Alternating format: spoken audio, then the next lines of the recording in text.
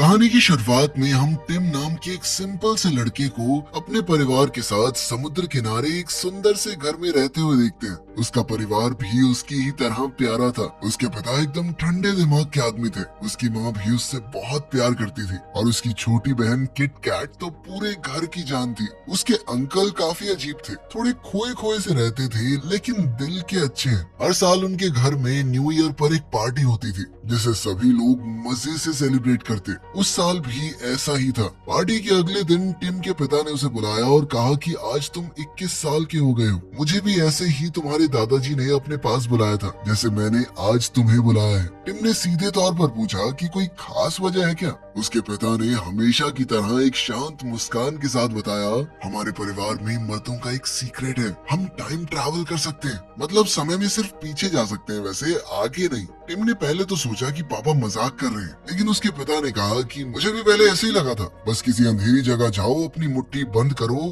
और जिस वक्त में तुम वापस जाना चाहते हो उस बारे में जोर लगा के सोचो। टिम ने सोचा कि अगर ये मजाक निकला ना तो पापा आपको कभी माफ नहीं करूंगा मैं। लेकिन अब उसका इंटरेस्ट तो जाग गया था। वो अलमारी के अंदर गया, मुट्ठी बंद की और कल रात की न्यू ईयर पार्टी के बारे में सोचने लगा। आंख खुली तो उसने देखा कि वो वही कपड़े पहने हुए था जो उसने पार्टी में पहने थे। बाहर से उसी म्यूजिक की आवाज आ रही थी। वो नीचे गया और पार्टी में वापस वही सब देखा जो कल हुआ था। इस बार उसने पिछले दिन वाली गलतियां नहीं दोहराई। फिर वो वापस अपने वर्तमान समय में लौट आया और पापा से मिलकर कहने लगा कि ये तो सच में काम करता है। उसके पिता ने मुस्कुराते हुए पूछा कि अब बताओ इस पावर का क्या करोगे तुम। टिम ने कहा कि सबसे पहले तो मुझे पैसा और फेम चाहिए। ये सुनकर उसके पिता ने तुरंत उसे रोका, ऐसा कभी मत करना, तुम्हारे दादा ने भी यही सोचा था। आखिर में उनके पास कुछ भी नहीं बचा। मैंने कभी भी किसी बहुत अमीर आदमी को खुश नहीं देखा। लेकिन टिम का कहना था कि अगर पैसा मिल जाए तो जिंदगी भर काम नहीं करना पड़ेगा। उसके पिता ने बड़ी सादगी से जवाब दिया कि काम से कभी मत भागो।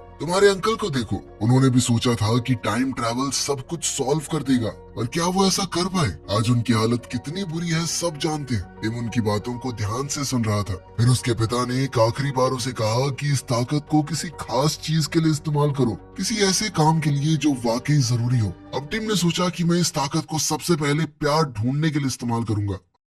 कुछ वक्त बाद टिम की छोटी बहन किट कैट का बॉयफ्रेंड जिमी एक लड़की को घर लाया। इसका नाम था शार्लेट। वो 2 महीने के लिए उनके साथ रहने आई थी। शार्लेट देखने में बहुत खूबसूरत थी। टिम का दिल तुरंत उस पर आ गया। उसने हर तरह से उसका दिल जीतने की कोशिश की। उसके साथ टेनिस खेला, घूमने गया, वक्त बिताया। अब जब शार्लेट का वापस जाने का वक्त आया तो टिम उसके कमरे में गया और उससे अपने प्यार का इजहार किया। लेकिन शार्लेट ने कहा कि काश तुमने 1 महीना पहले ये कहा होता तो शायद कुछ हो सकता था। लेकिन ये बहाना टिम के आगे चलने वाला नहीं था। टिम तुरंत अपनी अलमारी में जाके 1 महीना पीछे पहुंच गया और फिर शार्लेट से उसी तरह अपने प्यार का इजहार किया। इस बार शार्लेट ने स्माइल करते हुए कहा, काश तुम ये बात 1 दिन पहले पूछते। उसका ये बहाना सुनकर टिम समझ गया कि चाहे वो कितनी बार भी पास्ट में चला जाए, शार्लेट उससे प्यार नहीं करती। उसने अपने दिल पर पत्थर रख के ये मान लिया कि टाइम ट्रैवल से भी वो किसी का दिल नहीं बदल सकता। अगले दिन शार्लेट चली गई और कुछ दिन बाद टिम भी लंदन चला गया लॉ की प्रैक्टिस शुरू करने और प्यार ढूंढने के लिए। वहाँ उसने अपने पिता के एक दोस्त के साथ रहना शुरू किया,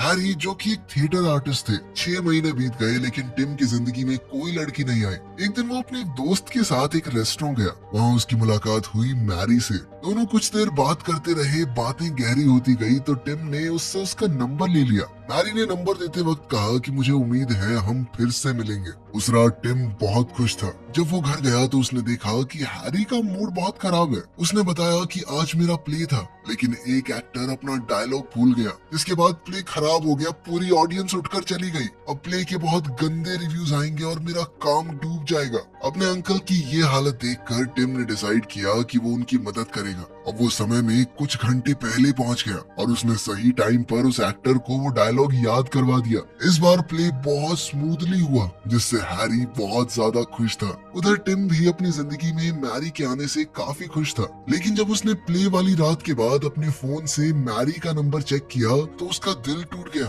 नंबर उसके फोन में था ही नहीं। ऐसा इसलिए क्योंकि इस बार उसने वो पल मैरी के साथ जिया ही नहीं। जब उसे मैरी के साथ मिलना था तब तो वो उस एक्टर को लाइनें याद करवा रहा था। अब टिम सोचने लगा कि मैं वक्त में वापस कैसे जाऊं। अगर मैं वापस गया तो अंकल का प्ले फ्लॉप हो जाएगा। वो मजबूर था क्योंकि दोनों चीजें एक ही वक्त पर हो रही थी। अब उसके पास मैरी का कोई कांटेक्ट नहीं था। एक दिन अखबार पढ़ते हुए उसे याद आया कि मैरी को केट मॉस काफी पसंद थी और वो एक आर्ट गैलरी में काम करती थी। टिम तुरंत उसी गैलरी में गया और एक हफ्ते तक हर दिन उसका वहीं इंतजार करता रहा। एक हफ्ते बाद मैरी वहाँ आई, लेकिन जब टिम ने उससे बात करने की कोशिश की तो उसने टिम को पहचाना ही नहीं। मैरी के लिए ये उनकी पहली मुलाकात थी और टिम के लिए दूसरी। टिम ने यूं ही उसे और उसकी फ्रेंड को कॉफी के लिए बुला लिया और वो दोनों उस वक्त मान भी गई। कॉफी टेबल पर बात करते हुए टिम ने मैरी से पूछा कि तुम्हारा कोई बॉयफ्रेंड है क्या? मैरी ने एक मुस्कुराहट के साथ बताया कि एक हफ्ते पहले ही बना। टिम ये सुनकर चौंक गया और कहने लगा कि ऐसा नहीं हो सकता। मैरी को ये सवाल बहुत अजीब लगा। उनकी बातें आगे बढ़ती इससे पहले ही मैरी का बॉयफ्रेंड वहाँ आ गया। उसका नाम था रूपर्ट। टिम ये देखकर बिल्कुल खुश नहीं था, लेकिन फिर भी उसने नॉर्मल एक्ट करने की कोशिश की और पूछा कि आप दोनों की मुलाकात कहाँ हुई? मैरी ने बताया कि एक बोरिंग सी पार्टी में। और वो पार्टी कहाँ थी? मैरी की फ्रेंड ने बताया कि वो पार्टी उसके घर पर थी। टिम ने थोड़ी बेसब्री दिखाते हुए मैरी की दोस्त का एड्रेस पूछा। ये सुनकर मैरी और उसके दोस्त को थोड़ा अजीब लगा, लेकिन टिम ने बात संभालते हुए कहा कि उसे चीजें डिटेल में जानना अच्छा लगता है। ये सुनकर उसकी दोस्त ने एड्रेस दे दिया। टिम तुरंत समय में पीछे जाकर उस पार्टी के वक्त वहाँ पहुँच गया। जब वो वहाँ पहुँचा तो पार्टी चल रही थी, पर रूपर्ट अभी आया नहीं था। मैरी एक कोने में अकेली खड़ी थी। वो थोड़ी उदास लग रही थी। टिम उसके पास गया और उससे वही बातें करने लगा जो उसे पसंद थी। मैरी के लिए वो उससे पहली बार मिल रहा था, लेकिन वो मैरी से 2 बार पहले मिल चुका था। उसने कहा कि मुझे भी केट मॉस बहुत पसंद है और मुझे पता है तुम इस पार्टी में बोर हो रही हो। मैरी थोड़ा हैरान हुई, पर उसकी बातों से इम्प्रेस भी। उसने भी कहा कि हाँ, ये पार्टी बहुत बोरिंग है, कहीं बाहर चलें क्या? वो दोनों पार्टी से बाहर निकल गए। उधर बेचारा रूपर्ट अब एंट्री ही मार रहा था पार्टी में, लेकिन वो कहाँ जानता है जो उसकी गर्लफ्रेंड बनने वाली थी उसे तो कोई और ही ले गया।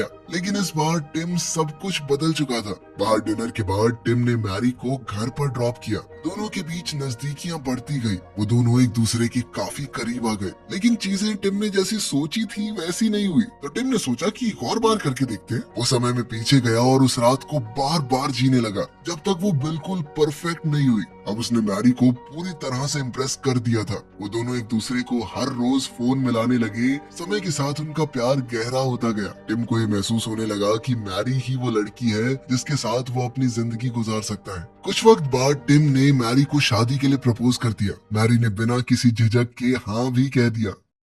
टिम ने मैरी को अपने घर ले जाकर अपने परिवार से मिलवाया। सभी ने मैरी को बहुत पसंद किया। डिनर टेबल पर जब सभी लोग बैठे थे तो टिम ने कहा कि हमने फैसला लिया है, हम शादी करेंगे। ये सुनते ही उन सबके बीच खुशी की लहर दौड़ पड़ी। साथ ही टिम ने सबको ये भी बताया कि वो बाप बनने वाला है। इन्हें कहा सही है, शादी हुई नहीं, बाप पहले बन जाते हैं। शादी का दिन आया और बहुत सारी चीजें बिगड़ी। कभी बारिश होने लगी, कभी कुछ लोगों की स्पीच में गड़बड़ हो गई। टिम को पर्सनली इन चीजों से ज्यादा फर्क नहीं पड़ता था, लेकिन वो चाहता था कि मैरी को उसके सपनों की शादी मिले और इसीलिए वो बार बार टाइम ट्रैवल करके सब कुछ परफेक्ट बनाता गया और आखिरकार शादी पूरी हो गई। शादी के बाद टिम और मैरी की एक बेटी हुई। दोनों उससे बहुत प्यार करते थे। टिम की जिंदगी बहुत अच्छी चल रही थी। उसने समय में पीछे जाना काफी कम कर दिया था, क्योंकि अब उसे चीजें ठीक करने की जरूरत ही नहीं पड़ती थी, क्योंकि उसके हिसाब से उसकी जिंदगी में सब कुछ परफेक्ट था। एक दिन टिम की बेटी का जन्मदिन था। पूरा परिवार उनके नए घर में इकट्ठा हुआ,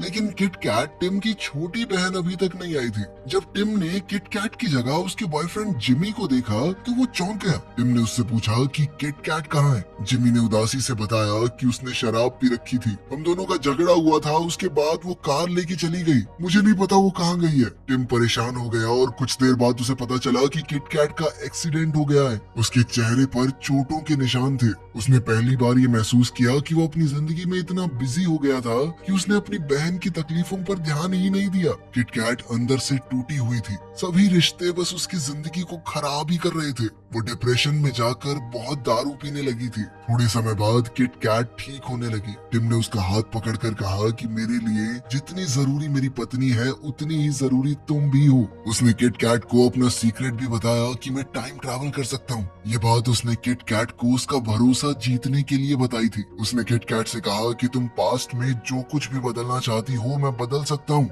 मैंने ऐसा अपने लिए बहुत बार किया है। उसने फैसला लिया कि वो अपनी बहन को एक नया मौका देगा। उसने किट कैट का हाथ पकड़ा और कहा चल मेरे साथ। अब वो दोनों अलमारी के पीछे छुपे अंधेरे में चले गए। किट कैट को अब भी लग रहा था कि ये सब कुछ एक मजाक है। टिम ने उस दिन कुछ अलग ही करने का फैसला लिया। उसने अपनी बहन का हाथ पकड़ा और उसे सीधा समय में पीछे उसी न्यू ईयर की पार्टी में ले गया। उसने धीरे से कहा कि ये वही रात है जिसने तुम्हारी जिंदगी को पलटा था। किटकैट थोड़ी कंफ्यूज थी, उसके चेहरे पर बेचैनी थी, लेकिन उसने टिम का हाथ छोड़ा नहीं। दोनों उस पार्टी की एंट्रेंस पर खड़े थे। म्यूजिक जोर से बज रहा था, लोग डांस कर रहे थे। थोड़ी देर बाद जिमी अपनी फ्लर्टी अदाओं के साथ ऐसे आया जैसे उसे दुनिया की कोई परवाह ही न हो। उन्होंने देखा कि जिमी किसी और लड़की के साथ फ्लर्ट कर रहा था। पहले तो किटकैट कंफ्यूज थी, लेकिन फिर उसके चेहरे पर गुस्सा दिखने लगा। उसने आगे बढ़कर जिमी के पास जाकर बिना कुछ सोचे समझे एक जोर का थप्पड़ उसके गाल पर जड़ दिया। जिमी चौंक गया। उसे समझ नहीं आ रहा था कि उसे थप्पड़ क्यों पड़ा है।